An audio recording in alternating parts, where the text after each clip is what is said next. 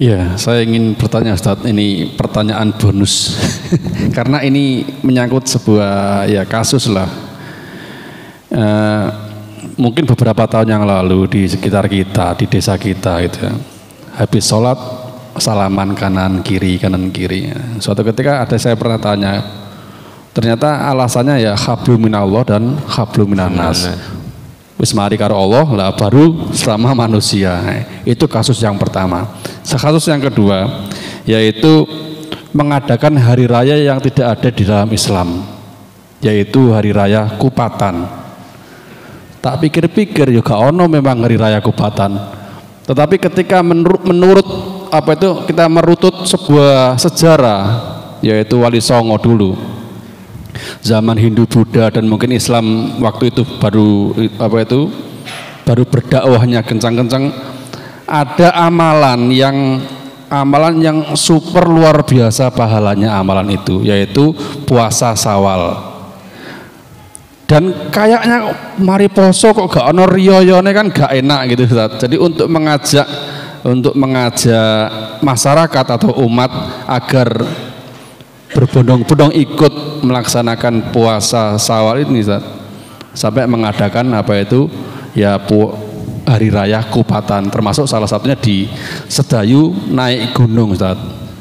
Nah ini kan dulu ngerti umpamanya seperti itulah, sekarang kan gak ngerti Ustaz, karek melu-melunan tok. Dan itu apakah termasuk mengarah kepada bid'ah Ustaz, atau hanya sekedar hiburan saja? Ya, terima kasih. Ya, jadi tentang salaman habis sholat ya. Jadi kalau ya tadi itu bahwa dalam beribadah ya, kan orang lihat itu ibadah itu contohnya sholat ya. Sholat ini apakah masuk setelah sholat itu bagian dari ini ya, dari sholat ataukah sudah putus ya. Ya.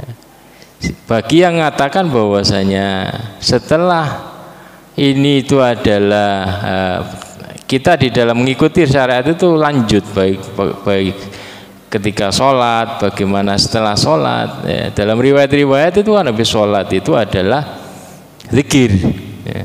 Ya sudah dicukupkan itu aja, sholat kemudian zikir ya. Jadi nggak usah ada tambahan-tambahannya ya. Jadi fokus kepada ibadah kepada Allah, kan nggak hablum minannas itu Rasulullah mencontohkannya seperti itu. Yang Rasulullah contohkan ya sudah, tanpa kita kemudian menjelek-jelekkan orang yang mengerjakan seperti itu, karena dia punya niatan baik. Niatannya baik apa? Tadi hablum minannas ya. Tapi kalau kita kenapa nggak mengerjakan? Karena belum ada, nggak ada dalilnya habis sholat kemudian salaman kan gitu, praktis. Artinya kita berusaha baik tanpa tadi itu menjelek-jelekan, itu kan jadi orang emosi ya. Tapi kalau kita jalan mukanya kenapa gak ini ya, karena dalilnya seperti ini, udah gitu aja ya. Jadi kan indah kalau seperti itu ya, tanpa saling menjelek-jelekkan. Nah itu kan kenapa, karena masing punya alasan masing-masing ya. Kemudian yang kedua ya, hari raya Kupatan apakah termasuk dari hari raya Islam? Yang nyebut hari raya itu siapa? Kan nggak ada yang nyebut itu hari raya. Pak Budi aja yang nyebut itu hari raya. Jadi itu adalah bagian dari ya adat lah ya. Kalau niat baik dahulu kan seperti itu. Jadi para tadi Wali Songo itu mereka di dalam di dalam menanamkan nilai-nilai Islam kepada masyarakat bawah itu sangat kuat ya. Itu yang hari ini kita susah untuk nirunya ya. Kita lebih kepada berhenti di teori, dalilnya begini-begini, tapi bagaimana bisa masyarakat paling bawah yang nggak pernah belajar pun ikut semangat ngerjakan, itu harus dipelajari itu ya. Jadi jangan terpaku dengan yang tadi, tapi bagaimana dari sisi dakwahnya ini, cara dakwah yang seperti itu. Terkadang itu kan baru proses ya.